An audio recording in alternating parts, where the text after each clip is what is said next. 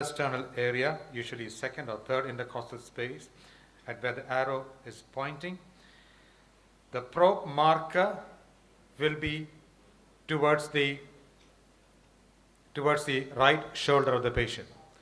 So the probe marker will point towards the right shoulder of the patient, and when you do that, you get a view like this, which will include the mitral valve, which will include the left atrium here, left atrium on the anatomy, left ventricle, and that will be the right ventricle.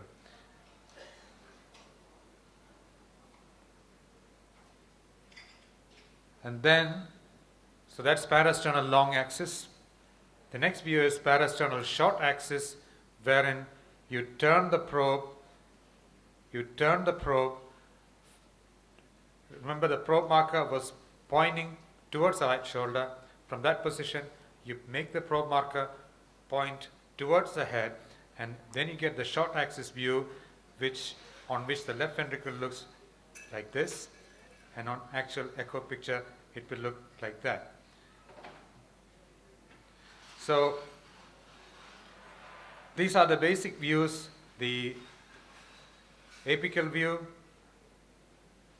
parasternal views, long and short axis. In some instances, in ICU patients, wherein you ventilate them with a lot of PEEP especially, none of these views may be possible in a small number of patients. And in that instance, you usually get a good view from the subcostal angle, wherein you don't need to look through the rib cage at all. You can place the probe in the epigastric region. The probe marker will point towards the left shoulder in this fashion, and you get a view like this, which will depict the left atrium here, left ventricle, right atrium, and right ventricle. So that is basically the views that you look for on the echocardiography by the bedside, with the view to try to assess the hemodynamic status. Now, how do we actually do it?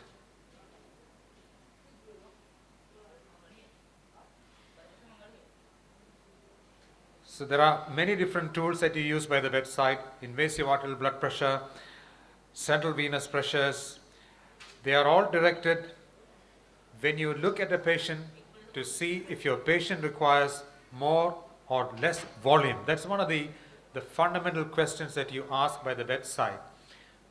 Does my patient require more volume or not? Is he optimally filled? Will more volume help to improve the cardiac output and tissue perfusion? This is especially important given that there is increasing evidence to suggest that if you give too much volume, it is bad for the patient. Volume challenge, as we conventionally know, to give some volume and see how the patient responds, may not be the optimal way to go about it, because you might end up overloading the patient, and that may be detrimental. So essentially, it boils down to the Starling curve, and at which point on the Starling curve does your patient lie. If your patient lies on the steep portion of the Starling curve, it means he will be volume responsive. And if he is at the flat portion of the Starling curve, it means your patient will not be volume responsive. So the whole idea is to figure out at which portion of the Starling curve your patient is. Conventionally, we have been using CVP for this, but unfortunately, there is very little correlation between the central venous pressure and cardiac output, be it from the right side or the left side.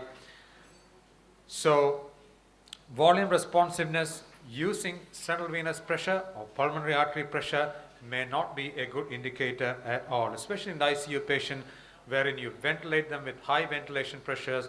When you use a high level of PEEP, the central venous pressure and the pulmonary artery pressure is often very high, falsely high, and you might be led to believe that your patient may be optimally filled or overfilled, when in fact he may need more volume. So the CVP may not actually be predictive of volume responsiveness. So what option do we have? As you already heard from one of the previous speakers, one of the ways in which you can look at the volume status is by looking at the inferior vena cava diameter. It's a relatively simple thing to do. The way to look at the inferior vena cava, you must use a low frequency probe. You can use either the echocardiography probe, which is usually 3 megahertz, or you can use a 4 megahertz curvilinear probe. We will see it during the hands-on session in the afternoon. And you keep the probe first in the transverse plane on the epigastrium, and when you do that, you keep the probe like that in the transverse axis, and you see the IVC as a black hole like you see there.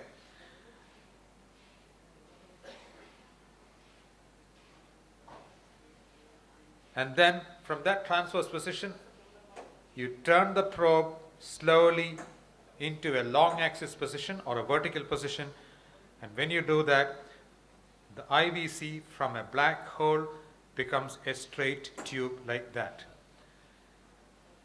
So you begin with the short axis view, keeping the probe in the transverse axis, and then slowly rotate it towards the head to get the long axis view. To go through the video once again, that is short axis or transverse axis. You turn it around and let the probe marker point towards the head, then you get the long axis view. Measurements are done from the long axis view. So once you are done that, this is the view that you would get. That is truly the long axis view of the inferior vena cava. As you can see, the hepatic vein is draining into the IVC at that particular point. And then what do you do next? You need to measure it, isn't it? You need to measure the size of the IVC in inspiration and expiration to look at the variability between inspiration and expiration. And to do that, you switch to the M mode by pushing the M mode button. And you put your cursor at the level of the IVC. And on the M mode, you see the inferior vena cava like this. So there you can very easily see there is some variation with the respiration, as you can make out. That diameter is obviously much more than this diameter. It is important to remember that in a spontaneously breathing patient, what happens to the IVC during inspiration in terms of its diameter? It decreases during inspiration in a spontaneously breathing patient. In a spontaneously breathing patient, as you take a breath, the IVC becomes smaller, and as you breathe out, it will become bigger. So that's what happens during spontaneous breathing. Negative pressure during inspiration will make it smaller. More positive pressure during expiration will make it wider. That is what happens during spontaneous ventilation, but during controlled ventilation, this is reversed. Because with controlled ventilation, inspiration is positive, expiration is less positive. So with inspiration, during controlled ventilation, you apply pressure, IVC diameter will increase. Expiration, it will become smaller. The IVC size variation predominantly is used to depict volume responsiveness in patients who are being ventilated in the control mode. If they are breathing spontaneously, it doesn't have as much relevance because collapsibility does normally happen in spontaneously breathing patients. So it applies mostly to patients who are ventilated with positive pressure. And then once you get the M mode, you freeze the frame, and then you measure the diameters using calipers. You measure the maximal diameter, which is that on that frame, and you measure the minimum diameter, and then you apply the formula IVC size variation equals maximum minus minimum diameter divided by mean of the maximum and the minimum diameter multiplied by 100. We'll give it to you as a percentage. And anything more than 12% variation on controlled ventilation is considered to be significant variation. So size difference, that is maximum minus minimum diameter, divided by the mean of the maximum and minimum, multiplied by 100, will give you the percentage change. Anything more than 12% is considered to be significant in a patient who's being ventilated in a controlled mode, not in a spontaneous mode. So this rule applies in controlled mode of ventilation. But one of the things I would like to emphasize is, like any other parameter that describes volume responsiveness, you must use IVC size variation judiciously as well. You should not use it as the only indicator of the filling status. You should look at the whole clinical picture. You should look at things like blood pressure, capillary filling, urine output. You should put all these together and come to a considered decision as to whether your patient needs volume or not. You should not blindly go by IVC size variation and start filling your patient up. Or you shouldn't go blindly by CVP either. No one parameter will tell you for sure. You should take the patient as a whole. Fluid responsiveness may be accessible by any of these modalities, like for instance echo, but the decision as to whether your patient will benefit with fluid or not is completely clinical. The other methodology that you can use to assess volume responsiveness is to measure stroke volume and cardiac index with echocardiography. This is a little more complex than measuring IVC size, but again, it's a relatively simple skill to learn. The more you do it, the more adept you become at that. The principle is to measure the flow across the LVOT or the LV outflow tract, and then from the velocity, you actually calculate the stroke volume. So, to calculate the stroke volume, you need to measure the velocity, and then you need to measure the area of the left ventricular outflow tract. Area of the left ventricular outflow tract is using the formula pi r square. Pi r square is the surface area of any circular surface. So you measure the LVOT diameter, and from that, using the formula pi r square, you measure the area. Velocity is a direct measurement from the echo machine. It is not straightforward velocity measurement because the velocity of blood flow varies with time. So it has to be the velocity, the integral of velocity to the time, which is otherwise known as the VTI, or velocity time integral, which you get straight from the ultrasound from the echo machine.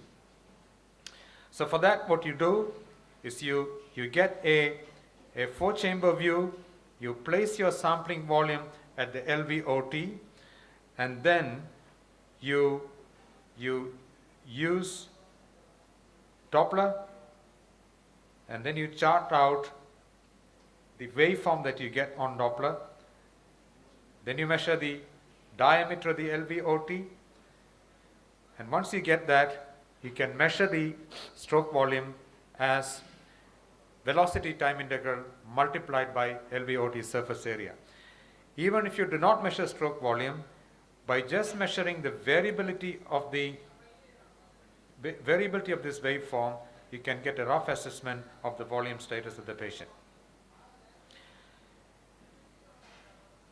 LV function is another very important measurement in the ICU setting by the bedside. Many of our patients in sepsis do have some significant degree of LV dysfunction, and also in cardiogenic shock. To look at the response to inotropic therapy, you would require to look at the LV function. That LV, as you can figure out, is not contracting very well at all. So systolic LV function is very well made out on the ultrasound. That LV is a parasternal long axis view of the left ventricle. As you can see on that, the contractility is quite poor on that. That is a parasternal short axis view of a poorly contracting left ventricle. In cardiac arrest, echocardiography can be extremely useful during the short interval of time that you get between cycles of arrest. As you know, each cycle takes 2 minutes, and then you take 10 to 15 seconds to assess the circulation. In that 10 to 15 seconds time, you keep the probe in the epigastric region and get the subcostal view to look at the heart.